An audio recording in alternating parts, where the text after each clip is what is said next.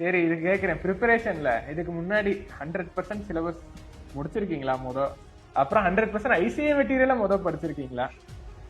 இல்ல, ரெண்டுமே கிடையாது. அந்த என்ன சொல்றது, முக்கியமான இந்த ஏபிசி அப்படிலாம் பண்ணுவோம் நாங்க. ஃபர்ஸ்ட் இந்த டாபிக்ஸ் எல்லாம் முடிப்போம், அப்படிலாம் இருந்தது.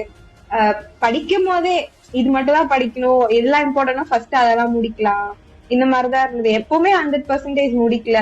பட் இப்பயுமே உங்ககிட்ட சேர்ந்துட்டு ஆடிட் அண்ட் எஸ்எம்ல படிக்கும் போது எல்லாமே படிச்சுட்டோம். பட் எக்ஸாமுக்கு முன்னாடி அந்த ரிவிஷன்ல தான் அந்த இம்பார்ட்டன்ட் எது ஃபர்ஸ்ட் நமக்கு எது நல்லா தெரியும் அண்ட் ஆல்சோ வெயிட்டேஜ் எதுன்னு அந்த டைம் தான், அப்போதான் அந்த இடத்துக்கு போனோம். பட் நடுவுல எல்லாம் எப்பயுமே 100% சிலபஸ் எல்லாம் முடிக்கல.